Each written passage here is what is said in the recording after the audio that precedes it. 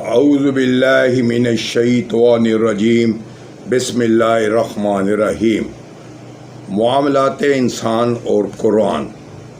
موضوع ہے رسول صلی اللہ علیہ وآلہ وسلم اور انسان۔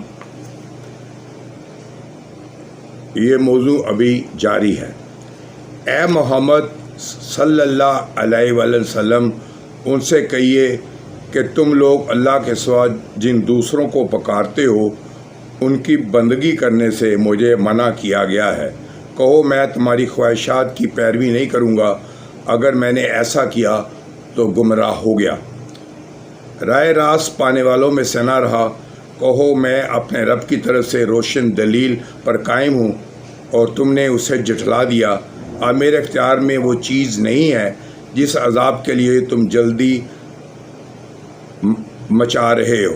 فیصلے کا سارا اختیار اللہ کو ہے، وہی امر حق بیان کرتا ہے اور وہی بہترین فیصلہ کرنے والا ہے۔ کہو اگر کہیں وہ چیز میرے اختیار میں ہوتی جس کی تم جلدی مچا رہے ہو تو میرے اور تمہارے درمیان کبھی کا فیصلہ ہو چکا ہوتا، مگر اللہ زیادہ بہتر جانتا ہے کہ ظالموں کے ساتھ کیا معاملہ کیا جانا چاہیے۔ اللہ کے محبوب رسول صلی اللہ علیہ وسلم سے محبت ایمان کا حصہ ہے۔ جو انسان نبی صلی اللہ علیہ وسلم کو دکھ پہنچاتے ہیں، اللہ ان کو سخت عذاب میں مبتلا کرے گا۔ ان میں سے کچھ لوگ ہیں جو اپنی باتوں سے نبی کو دکھ دیتے ہیں اور کہتے ہیں کہ یہ شخص کانوں کا کچا ہے۔ کہو وہ تمہاری بھلائی کے لیے ایسا ہے، وہ اللہ پر ایمان رکھتا ہے اور اہل ایمان پر اعتماد کرتا ہے، اور سراسر رحمت ہے ان لوگوں کے لیے جو تم میں سے ایماندار ہیں۔ اور جو لوگ اللہ کے رسول کو دکھ دیتے ہیں ان کے لیے دردناک سزا ہے۔ منافقین کہتے تھے کہ حضرت محمد صلی اللہ علیہ وسلم کو کانوں کے کچے ہیں، جو کوئی چاہتا ہے ان کے کان بھرتا ہے۔ اللہ نے اپنے نبی صلی اللہ علیہ وسلم کی صفائی پیش کی اور کہا، نبی صلی اللہ علیہ وسلم شر کی باتیں نہیں سنتے، وہ صرف خیر کی باتیں سنتے ہیں اور اعتماد صرف ان پر کرتے ہیں جو مومن ہو۔ بحوالہ مفہوم تفہیم القرآن۔ اے محمد صلی اللہ علیہ وسلم، ان سے کہیے میرا یہ کام نہیں ہے کہ اپنی طرف سے اس میں کوئی تغیر و تبدل کر لوں۔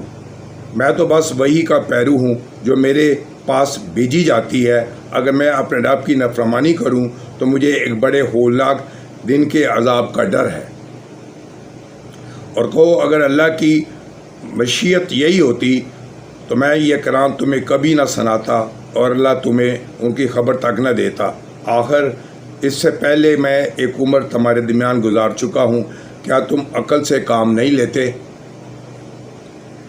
پھر اس نے بڑھ کر اور ظالم کون ہوگا جو ایک جھوٹی بات گھڑ کر اللہ کی طرف منسوب کرے یا اللہ کی سچی آیات کو جھوٹا قرار دے؟ یقیناً مجرم کبھی فلاح نہیں پا سکتے۔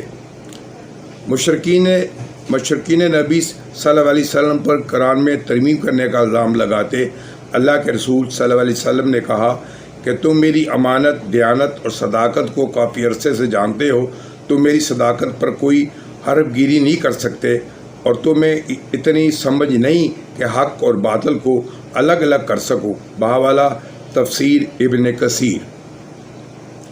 اللہ نے رسالت اور نبوت کے منصب پر ہمیشہ منتخب اور برگزیدہ انسانوں کو سرفراز کیا تاکہ وہ اللہ کے پیغام پر عمل کر کے دوسروں کے لیے نمونہ پیش کریں اور ایک مثالی معاشرہ وجود میں آئے۔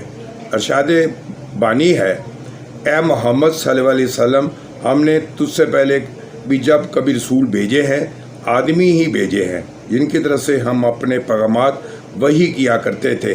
اہل ذکر سے پوچھ لو اگر تم خود نہیں جانتے، تاکہ تم لوگوں کے سامنے اس تعلیم کی تشریح اور تضیح وضاحت کرتے جاؤ اور ان کے لیے اتاری گئی ہے اور تاکہ لوگ خود بھی غور کریں۔ اے محمد صلی اللہ علیہ وسلم کہیے، میں تو ایک انسان ہوں اور تم ہی جیسا میری طرح وحی کی جاتی ہے۔ تمہارا خدا بس ایک ہی خدا ہے۔ بس جو کوئی اپنے رب کی ملاقات کا امیدوار ہو اسے چاہیے کہ نیک عمل کرے اور بندگی میں اپنے رب کے ساتھ کسی اور کو شریک نہ کرے۔ ظہور نبوت سے پہلے حضرت محمد صلی اللہ علیہ وسلم غور و فکر کرتے کہ اس کائنات کا مالک خدائے واحد ہے۔ آپ صلی اللہ علیہ وسلم کو دل گواہی دیتا ہے کہ اس زندگی کے بعد کوئی دوسری زندگی ہونی چاہیے۔ اللہ نے اس کیفیت اگوائی کا ذکر کرتے ہوئے ارشاد فرمایا، پھر بلا وہ شخص جو اپنے رب کی طرف سے ایک صاف شہادت رکھتا تھا، اس کے بعد ایک گواہ بھی پروردگار کی تائید سے اس شہادت کی تائید میں آ گیا، اور پہلے موسیٰ علیہ السلام کی کتاب رہنما اور رحمت کے طور پر آئی ہوئی بھی موجود تھی۔ کیا وہ بھی دنیا پرستوں کی طرح اس سے انکار کر سکتا ہے؟ ایسے لوگ تو اس پر ایمان ہی لائیں گے، اور انسانی گروہ میں سے جو کوئی اس کا انکار کرے اس کے لیے جس جگہ کا وعدہ ہے وہ دوزخ ہے۔ بس اے پیغمبر، تم اس چیز کی طرف سے کسی شک میں نہ پڑنا، یہ حق ہے تمہارے رب کی طرف سے، اکثر لوگ نہیں مانتے۔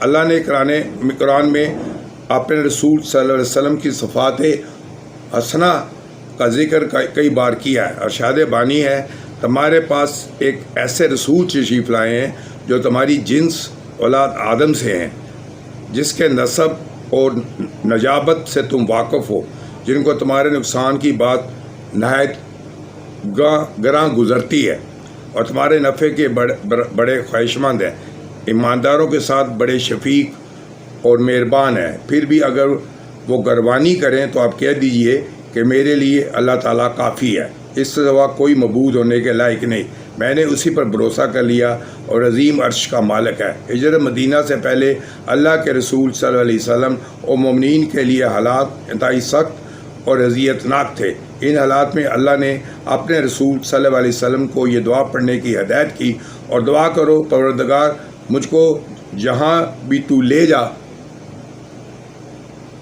سچائی کے ساتھ لے جا، اور جہاں سے بھی نکال سچائی کے ساتھ نکال، اور اپنی طرف سے ایک اقتدار غلبہ کو میری مددگار بنا دے، اور اعلان کر دو کہ حق آ گیا اور باطل مٹ گیا، اور باطل تو مٹنے والا ہی ہے۔ آپ صلی اللہ علیہ وسلم نے مدینہ میں داخل ہوتے وقت یہی دعا پڑھی تھی۔ اللہ نبی صلی اللہ علیہ وسلم کو انسانوں کو خبردار کرنے کے لیے مبعوث فرمایا، اے محمد صلی اللہ علیہ وسلم کہہ دیجئے کہ لوگوں، میں تمہارے لیے وہ شخص ہوں جو برا وقت آنے سے پہلے صاف صاف خبردار کر دینے والا ہو۔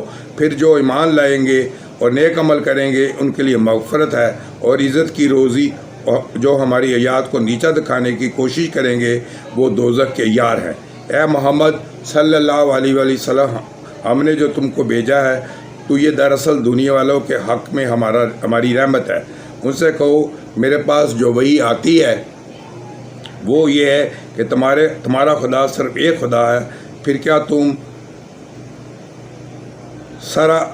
سر اطاعت جگاتے ہو؟ اگر منہ پھیرے تو کہہ دو کہ میں الاعلان تم کو خبردار کر دیا ہے۔ اس آیت میں اللہ نے حضرت محمد صلی اللہ علیہ وسلم کو رحمت للعالمین یعنی تمام جہانوں کے لیے رحمت قرار دیا۔ کائنات میں اسی نام سے معروف ہوئے۔